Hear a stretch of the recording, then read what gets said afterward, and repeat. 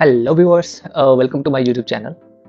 Viewers, आज के इस वीडियो में मैं आपसे बात करने वाला हूँ how to determine specific gravity of any soil.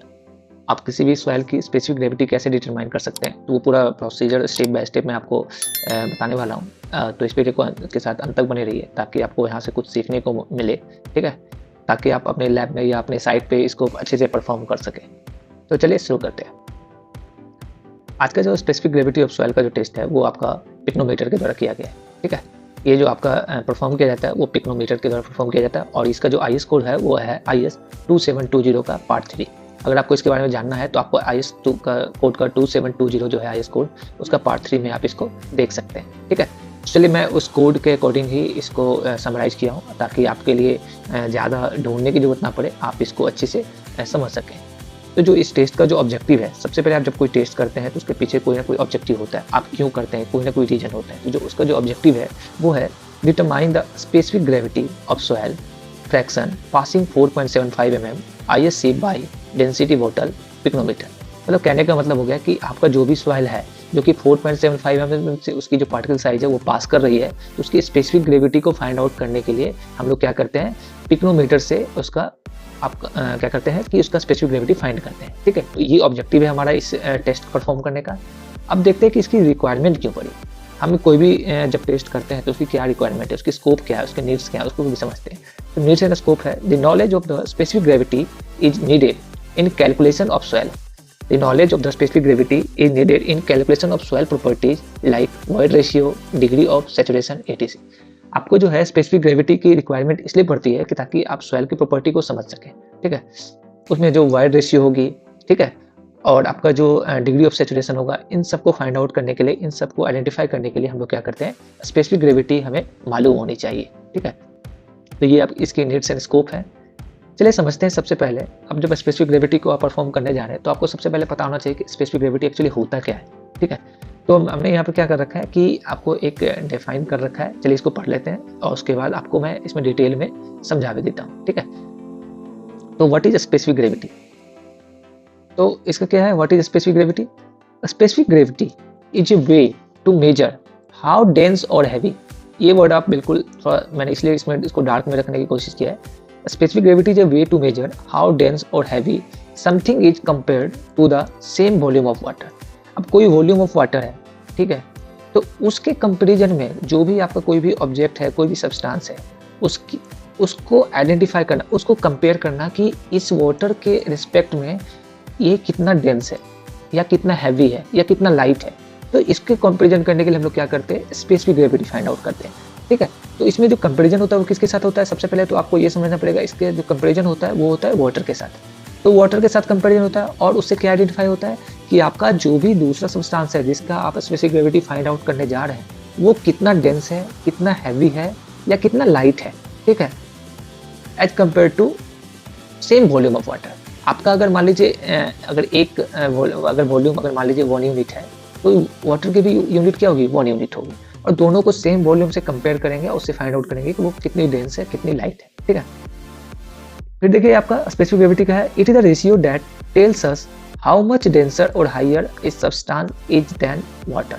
देखिए अब इसका रेशियो क्या होता है, ये रेशियो होता है जैसे वे सब्सटेंस, कोई भी सब्सटेंस है, कोई भी वॉल्यूम आपका सब्सटेंस का हो गया और कोई भी वॉल्यूम आपका वाटर का हो गया, ठीक है। अब मान लीजिए 1 यूनिट हो सकता है, 2 यूनिट हो सकता है, 3 यूनिट हो सकता है, कोई भी यूनिट हो सकता है। तो जब आप इन दोनों का रेशियो निकालेंगे तो जो रेशियो आएगा वही उसकी क्या कहलाएगी, स्पेसिफिक ग्रेविटी कहलाएगी। और इससे ये फाइंड आउट हो जाएगा, मान लो जैसे कि अभी मैंने नीचे में भी आपको एक पिक्टोरियल वे में आपको समझाने की कोशिश किया, उसको भी समझते हैं। Let's say you have a block of would and A block of iron, both with the same volume. When you compare their weights to the weight of the same volume of water, you find out the specific gravity. अब देखिए इसको समझते हैं। यहाँ पर हमने क्या किया है कि 3 वेसल को लिया गया है, ठीक है। तीनों वेसल में क्या किया गया, वो same quantity, same volume of water को फिल किया गया। अब आप इसमें देखेंगे कि पहले वाला जो ये आपका जो वेसल है, वेसल नंबर 1 जो है, उसमें हमने क्या कर रखा है, इसमें वुड को क्या किया है, नीचे डाला है। जब वुड को डाला है तो आप देखेंगे वुड क्या हो रहा है, इसमें फ्लोट हो रहा है, ठीक है।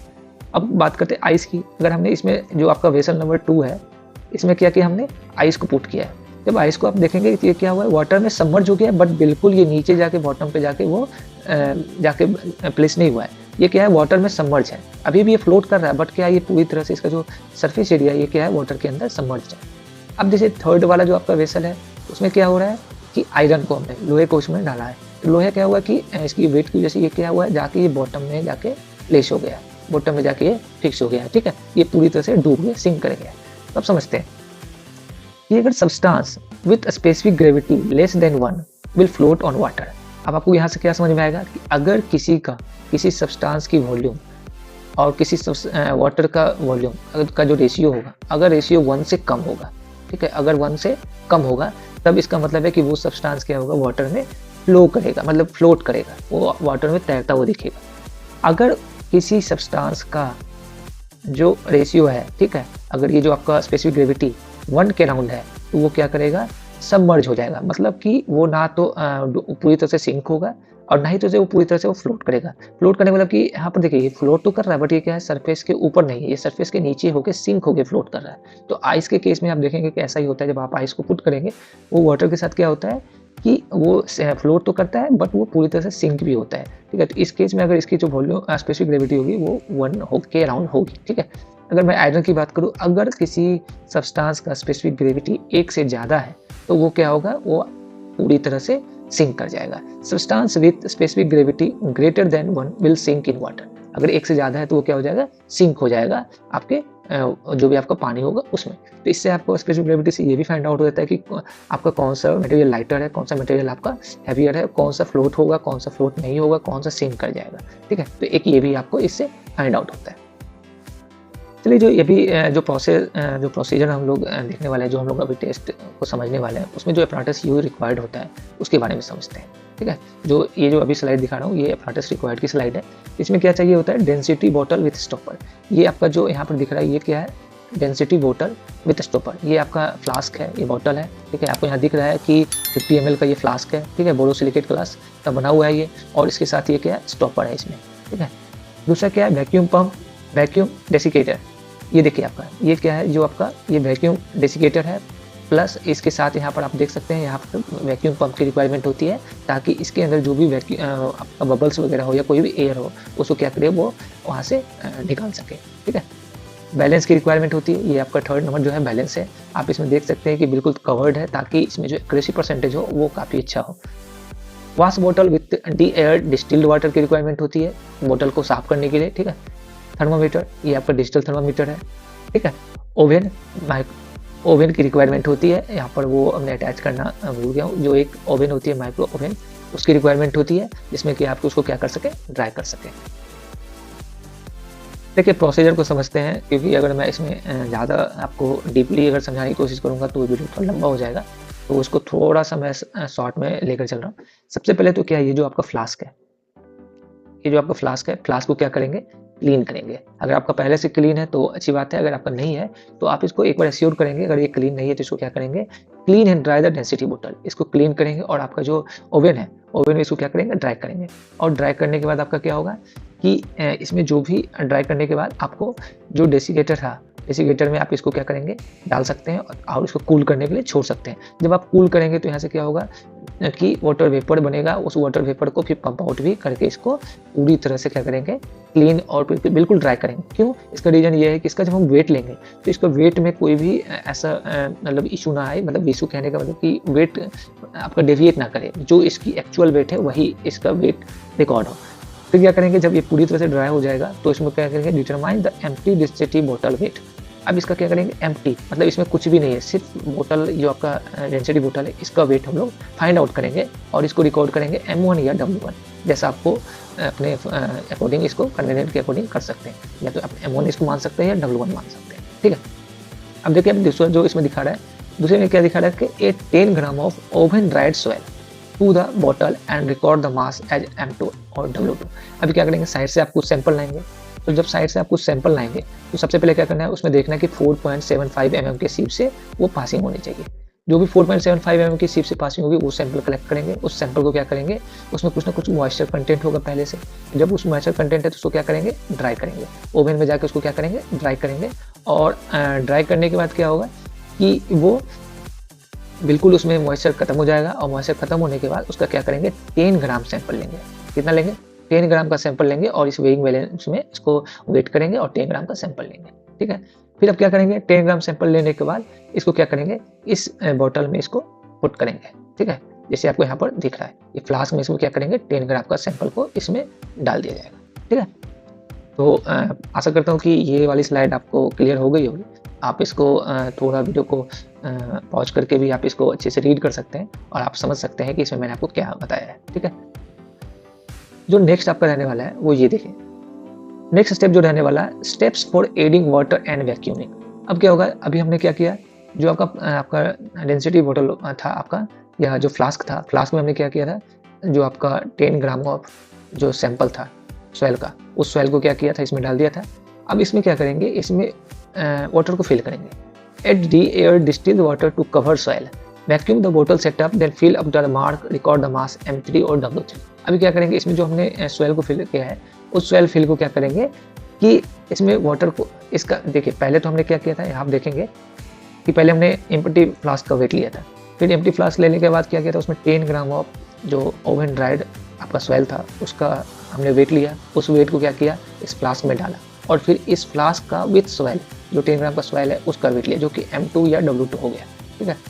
थर्ड में क्या करेंगे कि जब इसमें हमने सॉइल को डाल रखा है, मतलब इसमें बंद कर रखा है, तो इसमें क्या करेंगे, फिर हम लोग वाटर को फिल करेंगे। वाटर फिल कहाँ तक करेंगे, देखो आप यहाँ तक दिख रहा होगा आपको, ये एक लेवल है, यहाँ पर एक मार्किंग रहती है, उस मार्किंग तक आपको क्या करना है, वाटर को फिल करना है। और फिल करने के बाद आपको देखना है कि यहाँ पर देख सकते हैं कि थोड़ी सी कुछ बबल्स बन रही है, उस बबल्स को क्या करना है, यहाँ से वैक्यूम करना है, उस बबल्स को यहाँ से निकालना है। और यहाँ पर देखना है, जब तक आपको इंश्योर करना है कि यहाँ पर कोई भी बबल्स ना हो, जिससे कि आपके रिजल्ट में कोई भी मतलब इफेक्ट ना आए, ठीक है। जब इसको आप यहाँ पर फिल कर देंगे और सारे बबल्स को आप निकाल देंगे, तो फिर इसको कुछ 10 to 15 मिनट्स, 20 मिनट्स या हाफ एन आवर इसको आपको छोड़ना होगा, ताकि आपकी जो सॉइल्स है, आपका जो सॉइल इसके अंदर है, वो क्या हो जाए, उसमें वाटर एब्जॉर्ब हो जाए और वो वेट हो जाए, ठीक है। फिर जब आप ये सब कर लेंगे, तो आप 10 to 15 मिनट्स या 30 मिनट्स के बाद आप इसका वेट लेंगे।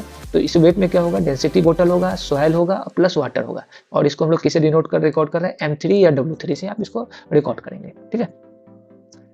जो नेक्स्ट प्रोसीजर है आपका, वो नेक्स्ट प्रोसीजर है कि जब आपने क्या किया, इसमें पहले अभी क्या किया था आपने, आपका जो फ्लास्क था, फ्लास्क में सॉइल था, सॉइल में आपने वाटर को मिक्स किया और फिर क्या किया, उसका वेट लिया। तो वेट किसका हो गया, आपका फ्लास्क का, आपका जो बॉटल है उसका, प्लस सॉइल का, प्लस वाटर का, वो क्या हो गया आपका M3।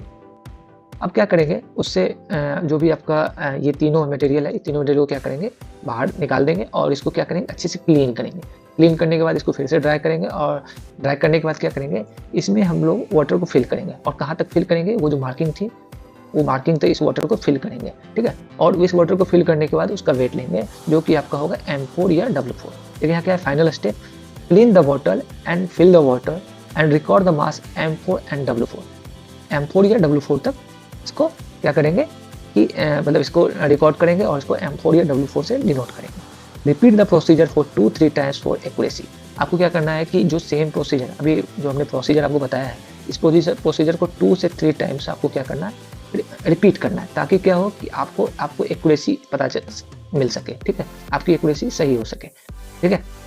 अभी देखिए क्या है, अभी मैं थोड़ा सा शॉर्ट में बताता हूँ आपको कि अभी जो हमने 3 प्रोसीजर बताया उसमें क्या क्या बताया।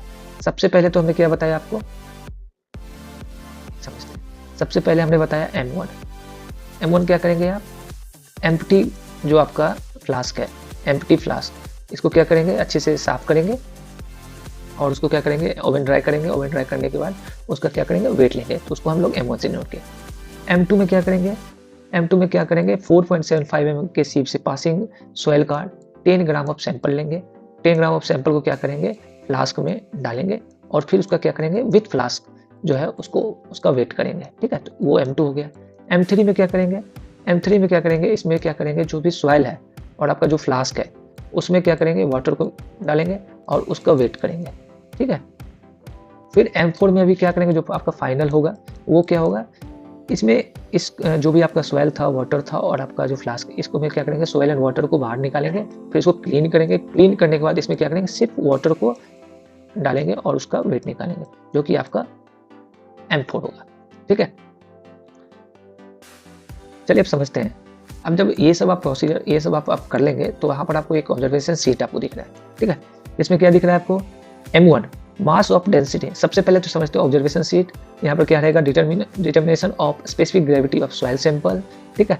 क्या कौन सा आपका टेस्ट है उसके बारे में दिया गया है। फिर आपका सॉइल टाइप, जो भी आपका सॉइल टाइप है आप वो डालेंगे कि किस टाइप का आपका सॉइल है। लैब का टेम्परेचर क्या है वो डालेंगे। और liquid used in the test, जो भी आपने लिक्विड यूज किया है वो क्या है, आपने वाटर यूज किया है या आपने केरोसिन यूज किया है, कभी कभी केरोसिन से भी किया जाता है, ईथर यूज किया है, जिस तरह का भी आपने वाटर यूज किया है या जो भी आपका फ्लूइड मटेरियल वो आपने यूज किया है वो आप इसमें डालेंगे। ठीक है। अब जब आपकी ऑब्जर्वेशन सीट है तो ऑब्जर्वेशन सीट क्या है कि मास ऑफ डेंसिटी बोतल, मास ऑफ डेंसिटी बोतल जो आपका सबसे पहले हम लोगों ने जैसे एम्प्टी बोतल का वेट लिया था वो M1 हो गया। मास ऑफ डेंसिटी बोतल प्लस सॉइल, डेंसिटी बोतल प्लस सॉइल जो 10 ग्राम का सॉइल हमने लिया था ओवन ड्राइड वाला वो आपका M2 हो गया। मास ऑफ डेंसिटी बोतल प्लस सॉइल प्लस लिक्विड, जो भी आपका लिक्विड है वो अगर तीनों को जब मिक्स करते हैं तो उसके बाद आपका डेंसिटी बोतल में तो वो आपका जो वेट होगा वो M3 होगा। और आपका मास ऑफ डेंसिटी बोतल प्लस लिक्विड आपका, जब आप इसको क्या करेंगे फिर उसको निकालेंगे, उसके बाद उसमें क्या करेंगे उसको क्लीन करके उसमें क्या करेंगे डेंसिटी बोतल में लिक्विड को डालेंगे और लिक्विड को या वाटर को डालेंगे तो वो वेट जो होगा वो M4 होगा। अब स्पेसिफिक ग्रेविटी निकालना है तो आपका जो फॉर्मूला होगा वो होगा M2 - M1। अब इस देखिए, अब जैसे यहाँ पर हमने 2-3 आपको बोला था कि आपको रिपीट करना, ये जो टेस्ट है आपको 2-3 बार रिपीट करना है। तो अब जैसे एम्प्टी बोतल का मान लीजिए वेट आ गया 10, इसमें आ गया 10, क्योंकि ये तो बोतल का तो फिक्स ही रहेगा हमेशा वेट 10। ठीक है। अब डेंसिटी ऑफ सॉइल प्लस बोतल प्लस सॉइल, अब सॉइल का क्या हो जाएगा, मान लो आपका कहीं 20 आ गया, 20.1 आ गया, 20.2 आ गया, ऐसा हो सकता है पॉसिबल, क्योंकि आपकी एक्यूरेसी जो है बैलेंस की जिस तरह से रहेगी उसके अकॉर्डिंग ये थोड़ा वेरी कर सकता है। ठीक है। कि आप जब कैसा टेस्ट परफॉर्म कर रहे हैं उस पर भी ये वेरी कर सकता है। फिर क्या है, मास ऑफ डेंसिटी बोतल प्लस सॉइल प्लस लिक्विड, अब इसमें से कुछ एक्स आएगा, ये कोई वेट, इसमें वाई आ सकता है, जेड आ सकता है। ठीक है। अब क्या होगा, सिर्फ जो आप इसमें सिर्फ लिक्विड जो फिल करेंगे उसमें मान लीजिए ए आ सकता है इसका वेट, इसका बी आ सकता है और इसका सी आ सकता है। तो ये आपको एक सपोज कर बता रहा हूँ कि इसमें कुछ भी वेट आ सकता है, तो उस वेट को यहाँ पर क्या करेंगे नोट करेंगे। और नोट करने के बाद ये जो फॉर्मूला है जैसे M2 - M1, तो M2 - M1 यहाँ क्या है कि डेंसिटी ऑफ बोतल प्लस सॉइल, इसमें से इसको क्या करेंगे माइनस करेंगे, M2 - M1 तो 20 - 10, 21.1 - 10, 22 -10 जो भी आएगा वो आप क्या करेंगे divided by M2 - M1, M2 - M1 जो भी डिवाइड किया minus M3 - M1, M3 - M4 ये वाला, इससे इसको माइनस करेंगे तो जो रेशियो आएगा वो आपका हो जाएगा स्पेसिफिक ग्रेविटी, मान लेते हैं 2.5 आया, यहाँ 2.49 आया। ठीक है। और यहाँ पर मान लीजिए 2.6 आया। अब इन तीनों का जो आपका आपने लिया था, आपने तीनों बैचिंग जो किया है या 3 बार जो आपने सैम्पलिंग किया है, 3 बार जो टेस्ट परफॉर्म किया है, तो फिर इन तीनों का जो एवरेज निकालेंगे, ठीक है, वो क्या कहलाएगा आपका एवरेज स्पेसिफिक ग्रेविटी, आपका यहाँ पर वो आ जाएगा। चलिए अभी समझते हैं जो फॉर्मूला होता है। देखिए फॉर्मूला अभी ये जो हमने आपको कटआउट दिखा रखा है वो आपका स्कोर से लिया गया। तो यहाँ पर क्या है GL, यहाँ पर क्या है GL। ठीक है।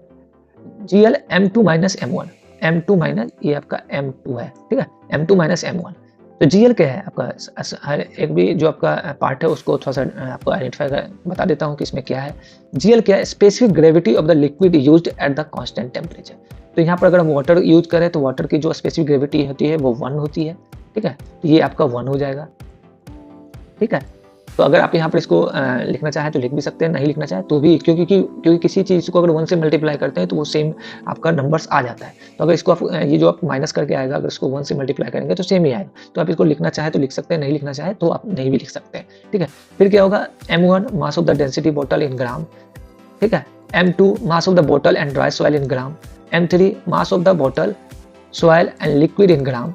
M4 मास ऑफ द बोतल when full of the liquid only in gram. ठीक है। जैसे अभी यहाँ पर जो आपको दिख रहा था वो सेम ही यहाँ पर आपको दिख रहा है। ठीक है। ये फॉर्मूला है। अब यहाँ देखेंगे कि क्या स्पेसिफिक ग्रेविटी क्या होता है। स्पेसिफिक ग्रेविटी भी बताया था आपको कि जो भी आपका वेट ऑफ सब्सटेंस होगा या डेंसिटी ऑफ जो सब्सटेंस होगा और डेंसिटी ऑफ आपका जो डिफरेंस सब्सटेंस है जो कि यहाँ पर लिक्विड है, इस केस में जो रेशियो होगा वही उसका स्पेसिफिक ग्रेविटी कहलाता है। अब देखिए जो अभी ऑब्जर्वेशन सीट आपको वहाँ पर दिखाया था, ऑब्जर्वेशन सीट में हमने यहाँ पर जो लैब परफॉर्म करने के बाद हमने जो एक लैब परफॉर्म टेस्ट किया था तो उसमें जो भी रीडिंग आ रही है उस रीडिंग को हमने इसमें लिखकर आपको बताने की कोशिश किया। ठीक है। तो जो अब देखिए मास ऑफ डेंसिटी बोतल, जो भी डेंसिटी बोतल है उसकी वेट होगी वो तो फिक्स होगी, तो वेट होगी आपके, मान लो कि 17.45 उसकी वेट थी। ठीक है। तीनों में आपका 17.45 आ गया। डेंसिटी ऑफ बोतल प्लस सॉइल, डेंसिटी ऑफ बोतल प्लस सॉइल, जब आप डेंसिटी में क्या करेंगे, सॉइल को डेंसिटी ऑफ बोतल में आपने क्या करेंगे, सॉइल को जब उसमें डालेंगे तो हो सकता है उसकी वेट 30.564 हो जाए, 38.35 हो जाए, 39.2 हो जाए, ठीक है, जो भी आपका वेट आएगा। अभी ये मैंने आपको एक एग्जांपल के तौर पे आप बता रहा हूँ, आप अब जब परफॉर्म करेंगे तो वहाँ पर जो भी वेट आएगा वो आप यहाँ पर नोट करेंगे। ये आपका M2 हो गया। Mass of density bottle plus soil plus liquid, जब डेंसिटी बॉटल में सॉइल और लिक्विड को जब डाला गया तो वहाँ पर फिर जो वेट किया गया, जो M3 नोट किया गया, वो आ गया 85.32, 88.74, 87.48, ये सारा ग्राम में है, ठीक है। फिर अब क्या करेंगे, जब इनको क्लियर करेंगे, जब इसको निकालेंगे तो फिर इसमें क्या करेंगे, बोतल को साफ करने के बाद इसमें लिक्विड फिल करेंगे। जब लिक्विड को फिल किया तो कितना आया, 74.69 वेट आया, 75.62 आया, 75.76 आया। तब जब इस फॉर्मूला में आप इसको पुट करेंगे, फॉर्मूला में पुट करने के बाद जो आपका रेशियो आएगा वो 2.41, 2.69, 2.17, ये क्या आ रहा है, 2.41, 2.69, 2.17, ठीक है। तो ये आपका हो गया स्पेसिफिक ग्रेविटी, ये फर्स्ट सैंपल का हो गया, सेकंड टेस्ट का हो गया, थर्ड टेस्ट का हो गया, जो आपका अपने तीसरी बार किया था। ये तीनों का अलग अलग है, और तीनों का आप एवरेज निकालेंगे तो इसका जो स्पेसिफिक ग्रेविटी आ रहा है वो 2.42 आ रहा है। तो यही हमें फाइंड आउट करना था और ये हमने इस प्रोसेस के थ्रू फाइंड आउट किया है। आप चलिए समझते हैं कि जितने भी तरह के सॉइल्स हैं, ठीक है, उसकी स्पेसिफिक ग्रेविटी क्या होती है, उसकी रेंज क्या है, उसको समझते हैं। अगर आपका देखिए, these are the specific gravity of values of different soil, ठीक है। अगर आपका क्लीन सैंड है या ग्रेवल है तो उसकी स्पेसिफिक ग्रेविटी जो आती है, उसका जो रेंज है वो 2.65 से लेकर 2.68 के बीच में है, ठीक है। अगर सिल्ट एंड सिल्टी सैंड है तो उसका जो स्पेसिफिक ग्रेविटी होता है वो 2.66 से लेकर 2.7 के रेंज में आता है। अगर इनऑर्गेनिक सॉइल है तो आपका क्या है, इनऑर्गेनिक क्ले सॉइल है तो उसका जो रेंज होता है 2.7 से 2.8 के बीच में होता है। Soil high in mica iron, अगर माइका आयरन उसमें ज़्यादा है तो उसका जो स्पेसिफिक ग्रेविटी होता है वो 2.75 से 2.85 होता है। अगर ऑर्गेनिक सॉइल है, अगर कोई ऑर्गेनिक सॉइल है तो उसका जो आपका आएगा रेंज होगा वो होगा 2 से नीचे आने के चांसेस है, ठीक है। तो आशा करता हूँ कि ये वीडियो आपके लिए हेल्पफुल रहा होगा। आप आज स्पेसिफिक ग्रेविटी के बारे में समझ पाएंगे और स्पेसिफिक ग्रेविटी कैसे डिटरमाइन करते हैं सॉइल की, उसको समझ पाएंगे। तो अगर आपको ये वीडियो पसंद आया होगा तो मेरे वीडियो को लाइक कीजिएगा, शेयर कीजिएगा और मेरे चैनल को सब्सक्राइब कीजिएगा। धन्यवाद।